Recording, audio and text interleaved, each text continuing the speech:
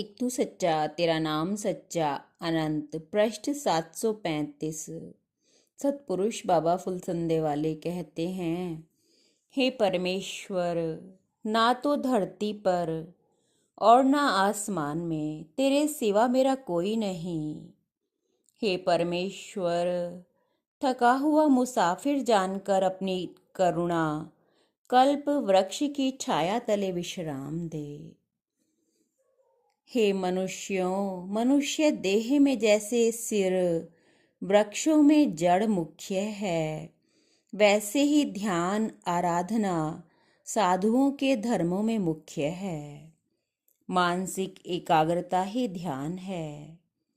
जैसे पानी में नमक विलीन हो जाता है, वैसे ही जिसका चित्त निर्विकल्प विचार रहित समाधि में लीन हो जाता है, उसकी चिर संचित शुभाशुभ कर्मों को भस्म करने वाली आत्मरूप अग्नि प्रकट होती है।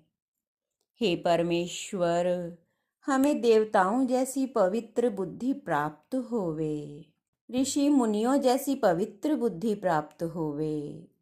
हमारे मन में चिंता दुख मोह की अंधकार पूर्ण लहरें ना उठें।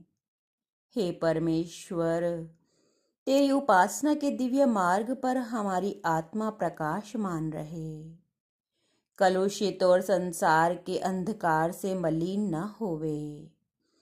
संसार के उबड़ खाबड़ पथरीले मार्गों में हमारे कोमल चरण क्लेश दुख और थकान से पीड़ित न हो। हे परमेश्वर, हवाओं में तू ही लहराता है, जल नदी समुद्र में तू ही तरंगित होता है, अरबों खरबों मनुष्यों के प्राण में तू ही धक धक स्पंदित होता है। सूर्य चंद्रमा नक्षत्र और ज्ञान पुरुषों के मोल में तू ही झंकृत और मुखर होता है। हे प्रभु, हमारी आत्मा में तेरा प्रकाश कभी कम न होवे। हे परमेश्वर, मेरी अंतिम इच्छाएं हैं कि तुम्हारे संसार से विदा लेते वक्त मैं तुम्हारे धन्यवाद और स्तुति रूपी प्रार्थना लिख कर तुम्हें अर्पित करूं। मेरे होठों पर संताप युक्त शब्द ना हो, किसी की शिकायत मैं तुझसे ना करूं। मट्टी के डले को भी ब्राह्मण लोग पूजा में गणेश जी की भावना करके उसकी पूजा करते हैं।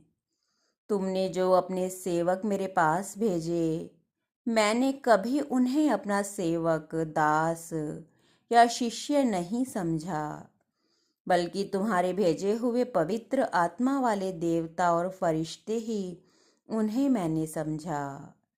रही सुख और दुख की बात, तो वह तो मेरे अज्ञान पूर्ण मोहजनित कर्मों का परिणाम मात्र है। जो आदमी तन से मन से बीमार हो या कटु वचन बोलने की जिसे बीमारी हो, ऐसे संतापित और ईश्वर की तरफ से फटकारे हुए अभिशापित व्यक्ति से कदापि कठोर बर्ताव न करना चाहिए। उसके लिए मृदुता का दान ही परम औषधि है। एक तू सच्चा तेरा नाम सच्चा।